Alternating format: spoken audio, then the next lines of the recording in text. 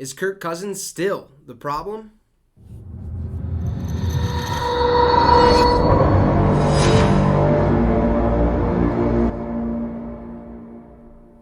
What's up, Vikings Nation, and welcome to the Minnesota Vikings Syndicate. I'm your host, Trey Wicks. Now, before we get started, make sure to hit that subscribe as well as the notification bell so that these videos are showing up in your notification feed. We're trying to get the channel to 400 subs by October 1st. It's very, very doable. Only about 30 some more to go. So for new viewers who want endless amounts of Minnesota Vikings content and analysis, right now is your time to hit that subscribe. And if you're a returning viewer and have not hit that subscribe yet, you can do so now help me achieve my goal of 400 subs by October 1st. So let's get right into it. Is Kirk Cousins the problem in Minnesota?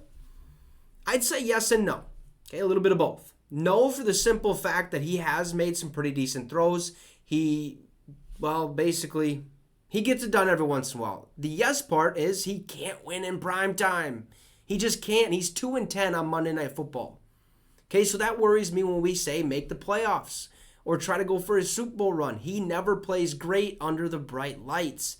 So yes, in that scenario, he is the problem in Minnesota. And it also seems like he's targeting Justin Jefferson way too much the first 2 weeks. Look, week 1, great. 184 receiving yards from Justin Jefferson. He was open all the time. Week 2, he wasn't open all the time. We got to start utilizing Adam Thielen, KJ Osborne, Dalvin Cook. Kirk Cousins cannot be our leading rusher.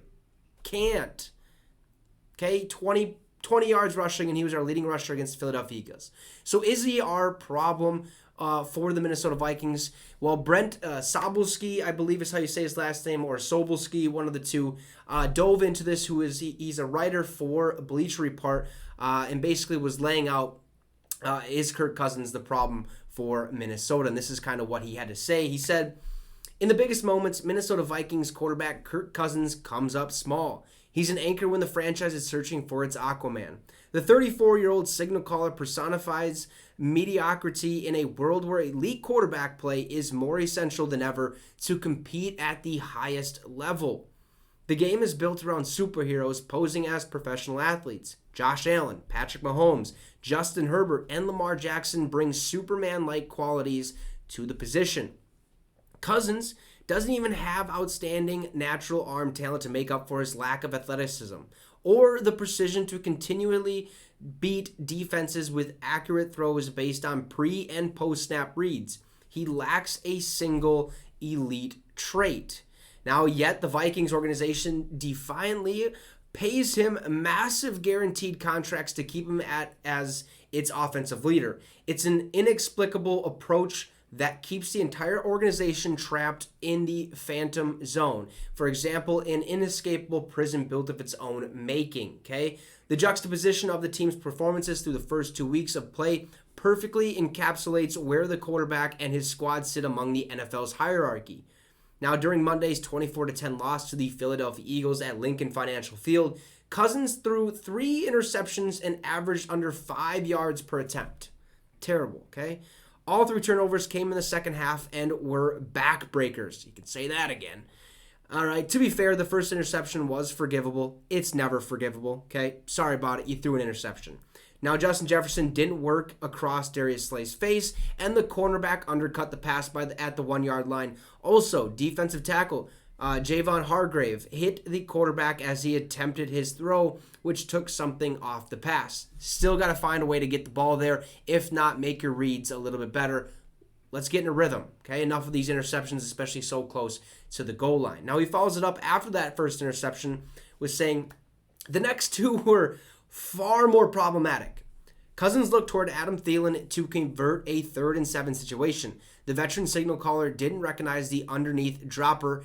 Instead, Avonte Maddox backpedaled and made a tremendous overhead grab for the turnover. Now, after Jalen Hurts threw an interception, the Vikings had a chance to cut the lead midway through the 4th quarter. Instead, Cousins had other plans. Okay, he saw an unblocked edge defender fade it backward and to his left and threw a lollipop into the end zone for Slay to snag. Okay, plain and simple. Those last 2, garbage. Okay, now as the Athletics' Arif Hassan previously noted, Cousins' EPA, or expected points per attempt, when trailing with 10 or less minutes remaining in the third and long situations over the previous 7 years, ranked 30th and 25th, respectively. Terrible. He's not the guy in high leverage situations that many of his contemporaries are. Cousins' real strength is orchestrating the offense as it's conducted. When he's in rhythm and comfortable, he can be highly effective. Okay? 8 days earlier, the Vikings looked like a completely different offense, and we've seen that plain as day. Minnesota defeated the rival Green Bay Packers by 16 points. During the contest, Cousins completed 71.9% of his passes for 277 yards and 2 touchdowns. But the Packers did something unexpected and made life easy for their opponents. They didn't regularly match up Jareer Alexander with Jefferson, and the receiver had a field day. Jefferson caught 9 passes for 184 yards against Green Bay's heavy zone looks. But listen, this right here.